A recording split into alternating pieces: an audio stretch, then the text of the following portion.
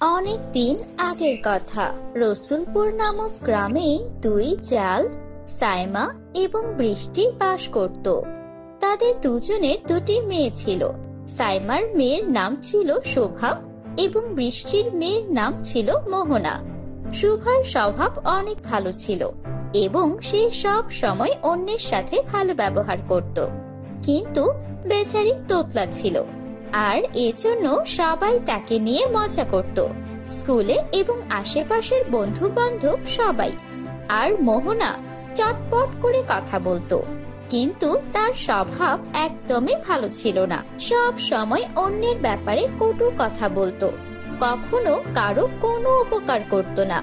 তারপরও স্কুল এবং প্রতিবেশী বন্ধু বান্ধব তার সাথে খেলতে পছন্দ করত। এভাবেই সময় কাটছিল। হঠাৎ একদিন সাইমা অনেক বেশি অসুস্থ হয়ে পড়ে। ভাবি, মনে হয় আমি আর বাঁচবো না। শোভার বাবা আগেই মারা গেছে, আর এখন আমারও সময় এসে গেছে। আমার মেয়েটার ভালো করে দেখাশোনা করবেন। আমি জানি আপনি ওর ভালোভাবে দেখাশোনা করবেন, কিন্তু মা তো, তাই অনেক চিন্তা হচ্ছে। আপনি তো জানেনই আমি আমার মেয়ের বিয়ে করাতে চেয়েছিলাম, কিন্তু ও তোতলা বলে অনেকগুলো সম্বন্ধ ভেঙে গিয়েছে। আমার মনে হয় না ওর কোনোদিন বিয়ে হবে। আমার মেয়ের আত্মবিশ্বাস কমতে দেবেন না, সব সময় ওর পাশে থাকবেন। আমি কেন সাইমাকে আলাদা মনে করব? ও তো একদম আমার মেয়ে মোহনার মতো। আমি ওদের দুজনের মধ্যে কোনো তফাৎ করব না, তুমি চিন্তা করো না। সাইমা বৃষ্টির কথা বিশ্বাস করে এবং সে খুশি খুশি এই দুনিয়া থেকে বিদায় জানায়। নিজের মায়ের মৃত্যুর পর শুভা অনেক কান্নাকাটি করে। মা, আপনার তো খুলুন মা। আপনি এভাবে আমাকে একা রেখে চলে যেতে পারেন না। মা, তো খুলুন মা, তো খুলুন। ওরে অভাগী তোতলি, তুই আগে নিজের বাপকে খেয়েছিস, এখন নিজের মাকেও ছাড়লি না। আর কত মানুষ খেলে তোর পেট ভরবে? এখন কান্নাকাটি করে কি ঘরের মধ্যে দুর্ভাগ্য ডেকে আনবি, নাকি নিজের মায়ের শেষ বিদায়ের ব্যবস্থা করবি? এসব কান্নাকাটি আমার বাসায় চলবে না। কান্নাকাটি করে আমার মাথাটাই খেয়ে ফেলেছে। এই মোহনা, আমার জন্য চা নিয়ে আয়। প্রথমে এর মায়ের বকবক, আর এখন এর ভ্যা ভ্যা কান্নাকাটি।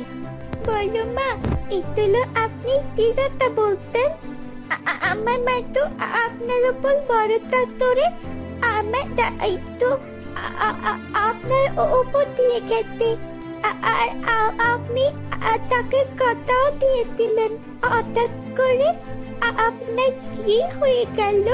এইরকম বলে শুভা অনেক কান্না করে আর তার মায়ের শেষ বিদায়ের ব্যবস্থা করে, আর তার মাকে শেষ বিদায় দিয়ে নিজের ঘরে দরজা বন্ধ করে কান্না করতে থাকে। এইরকম ভাবে কিছুদিন অতিবাহিত হয়। শুভা তার মায়ের চলে যাওয়ার দুঃখে অনেক অসুস্থ হয়ে পড়ে। সে কোনো কিছুই খেত না। এদিকে বৃষ্টি যেই কাজ করতে বলতো সে চুপচাপ সেই কাজ করত। একদিন সকালে নাস্তা বানাতে দেরি হয়ে যায়। তখন মোহনা তার ঘরে ঢুকে ওর উপর পানি ঢেলে দেয় আর বলে, কিরে তোতলি, এখনো ঘুমাচ্ছিস? তুই জানিস না আমি কোন সময় স্কুলে যাই? মা আমার নাস্তার দায়িত্ব তোকে দিয়েছে না? তাহলে এত দেরি করলি কেন? যা, জলদি আমার জন্য নাস্তা আন। মোহনা, তুমি আর বলো মা, আমার উপর এত অত্যাচার কেন করো? আমার তো স্কুলও বন্ধ করে দিয়েছ। আমাকে দিয়ে সারাদিন কাজ করাতে থাকতো। এত সব কাজ করে আমিও ক্লান্ত হয়ে পড়ি। আমিও তো মানুষ। আজকের নাস্তা আমি বানাতে পারবো না। বড় মাকে বলো তো তোমাকে নাস্তা বানিয়ে দিতে। শোভার এই কথা শুনে মোহনা ওকে জোরে জোরে থাপ্পড় মারে, আর তখন বৃষ্টিও সেখানে চলে আসে, আর সেও শোভাকে থাপ্পড় মেরে বলে, তোতলি, তোর মুখ দিয়ে ঠিক মতো তো দুইটা শব্দ বলতে পারিস না, কিন্তু আমার আর আমার মেয়ের সাথে তর্ক করার সময় অনেক বকবক করিস। আজকে তুই আমাকে নাস্তা বানানোর কথা বলেছিস, আর কোনোদিন যদি এই কথা শুনি এখন থেকে ঘরের সব কাজ তুই করবি, যতই অসুস্থ হোস না কেন। আর এত খুশি হোস না যে তোকে এই বাড়িতে রেখেছি। যতদিন না তোর সব সম্পত্তি আমার নামে হয়ে যায়, সব সম্পত্তি আমার আর আমার মেয়ের নামে হয়ে গেলেই তোকে ঘাড় ধাক্কা দিয়ে বাড়ি থেকে বের করে দেব। এরপর ভিক্ষুকের মতো ঘুরতে থাকিস এখানে ওখানে। বেচারি শুভা জ্বরে কাঁপছিল। এই জ্বর নিয়ে তাদের জন্য নাস্তা বানায়, এরপর কাপড় চোপড় ধুয়ে দেয়, তারপর ঘর পরিষ্কার করে। ঘর তো পরিষ্কার করেছিস, কিন্তু এখন আমার আর আমার মেয়ের পিৎজা খেতে মন চাইছে। ও এখন স্কুল থেকে এখনই এসে পড়বে, আর ঘরে পিৎজা বানানোর জিনিস নেই। যা এখনই বাজারে যা, আর পিৎজা বানানোর সব জিনিস নিয়ে আয়। আমার আর আমার মেয়ের জন্য সুস্বাদু পিৎজা বানিয়ে আমাদের খাওয়া। বেচারির আপন বলতে কেউ নেই। এখন যদি সে তার বড় মায়ের কথা না শুনতো, তাহলে এখনই ঘাট ধাক্কা দিয়ে বাড়ি থেকে বের করে দিত। সে চুপচাপ মার্কেট থেকে জিনিস কিনতে চলে যায়। আর বাজার থেকে আসার সময় শুভা পার্কে দুইজন ছেলে মেয়েকে তাদের বাবা মায়ের সাথে খেলা করতে দেখে। এটা দেখে শুভার চোখে পানি চলে আসে, আর সে নিজের বাবা মাকে মনে করে অনেক কান্না করে। বাবা, আজকে আপনাদের কথা খুব মনে পড়ছে। যদি আজ আপনারা আমার সাথে থাকতেন, তবে আমার সাথে এরকম ব্যবহার হতো না। তুই বাচ্চা নিজের বাবা মায়ের সাথে তত যদি আপনারা আমার সাথে থাকতেন, আমিও এত খুশি হতাম। আমার উত্তর এত অত্যাচার হতো না, তেমনটা এত নড়তে। নিজের বাবা মায়ের কথা মনে করে শুভা অনেক কান্না করতে থাকে। তখনই সে কারো চিৎকারের শব্দ পায়। বাঁচাও, বাঁচাও, দয়া করে আমাকে কেউ বাঁচাও। শুভা যে কাউকে দেখতে না পেয়ে আরেকটু সামনের দিকে যায়, আর দেখে একটা নদী থেকে আওয়াজ আসছে। তখন সে দৌড়ে নদীর কাছে যায়, আর দেখে কেউ একজন ডুবে যাচ্ছে। সে তখন নদীতে ডুব দিয়ে সে তাকে বাঁচানোর চেষ্টা করে, আর তারপর তাকে বাঁচিয়ে নিয়ে আসে। আর দেখে সে একটা সুন্দর পরী। আপনি নদীতে কিভাবে ডুব দিলেন? আপনি তো পরী। আপনার দাদুর ক্ষমতা ব্যবহার করে বের হয়ে তো আসতে পারতেন না। আমার কাছে জাদুর শক্তি নেই, আর আমি সাঁতার জানি না। আমাকে আমার মা মানা করেছিল পৃথিবীতে আসতে, কিন্তু আমি মায়ের কথা না শুনে পৃথিবীতে আসার সিদ্ধান্ত নেই। যখন পৃথিবীতে আসছিলাম, তখন আমার জাদুর শক্তি যে নেকলেসে ছিল সেটা কালো পাহাড়ে পড়ে যায়, আর আমি সেখানে যেতে পারবো না। তুমি কি আমার জন্য আমার জাদুর নেকলেসটা এনে দেবে? হ্যাঁ, আমি অবশ্যই তো তোমার সাহায্য করব।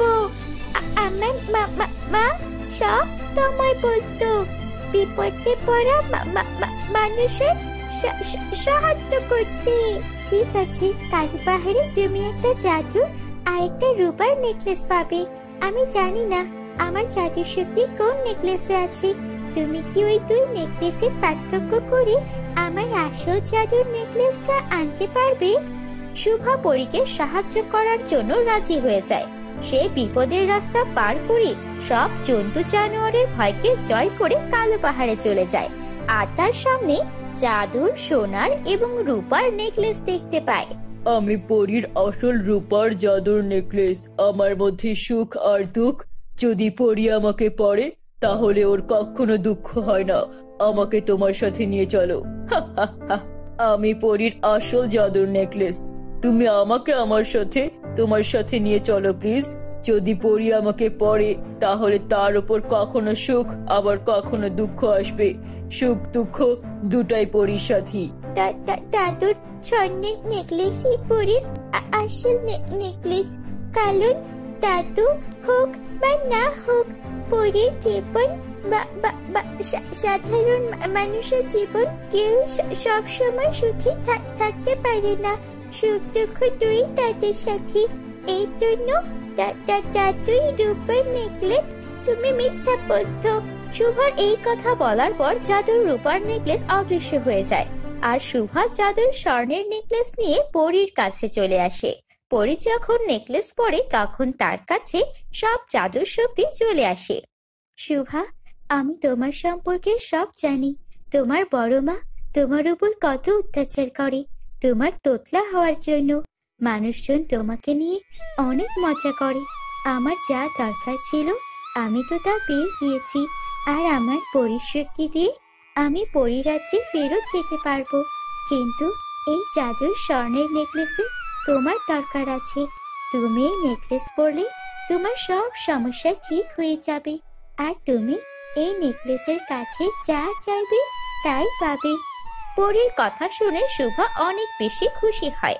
আর পরী শুভাকে জাদুর স্বর্ণের নেকলেস দিয়ে অদৃশ্য হয়ে যায়। আর যেই শুভা জাদুর স্বর্ণের নেকলেস পরে তার তোতলানো ঠিক হয়ে যায়। আর সে জাদুর সোনার নেকলেসকে বলে, এই জাদুর সোনার নেকলেস, আমার সামনে একটা সুন্দর বাড়ি আসুক যার মধ্যে সব প্রয়োজনীয় জিনিস থাকবে। আরে বাহ, আমি তো একদম সুন্দর করে কথা বলছি। আমি তো একটু তোতলাচ্ছি না। যদি আমার মা বেঁচে থাকতো তাহলে অনেক খুশি হতো। দেখুন মা, আপনার মেয়ে কি সুন্দর করে কথা বলছে। জাদুর সোনার নেকলেস শুভাকে একটা বিশাল সুন্দর বাড়ি বানিয়ে দেয়, যার মধ্যে সকল প্রয়োজনীয় জিনিসপত্র আছে। শুভা সেই বাড়িতে হাসি খুশি ভাবে থাকে।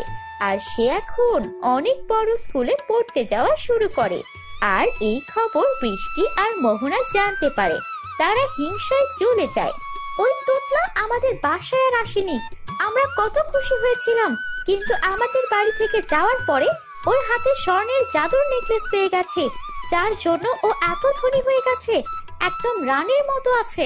এখন আমাদের উচিত ওর জাদুর নেকলেস চুরি করে ফেলা, তাহলেই আমরা অনেক বেশি ধনী হয়ে যাব আর ওই তোতলা আবারও গরিব হয়ে যাবে। এই চিন্তা করে বৃষ্টি আর মোহনা শুভার বাড়ি যায় এবং সুযোগ বুঝে জাদুর সোনার নেকলেস চুরি করে নিজেদের বাড়ি নিয়ে আসে। আর যেই মোহনা জাদুর সোনার নেকলেস পরে তখনও এই জাদুর সোনার নেকলেস, আমাদের মেয়েকে অনেকগুলো টাকা পয়সা দাও। মোহনা জাদুর সোনার নেকলেস পরার পরই তোতলা হয়ে যায়। তখন বৃষ্টিও জাদুর সোনার নেকলেস পরে, সেও তোতলা হয়ে যায়। আর এরপর তাদের জাদুর সোনার নেকলেস বলে, তোমরা মা মেয়ে অনেক বাজে। তোমরা বেচারি শুভার উপর অনেক জুলুম আর অত্যাচার করেছো, কিন্তু এখন আর করতে পারবে না, কারণ ওর সাথে জাদুর সোনার নেকলেস আছে। তোমরা লোভে পড়ে এই জাদুর সোনার নেকলেস চুরি করেছো, আর এর জন্য তোমাদের শাস্তি তোমরা পেয়েছো। এখন তোমরা সব সময় এমনই তত্ত্বে থাকবে। এই কথা বলে জাদুর সোনার নেকলেস আবারও ওড়ে শোভার কাছে চলে যায়। আর শোভা জাদুর সোনার নেকলেস নিয়ে অনেক সুখে শান্তিতে দিন কাটাতে থাকে।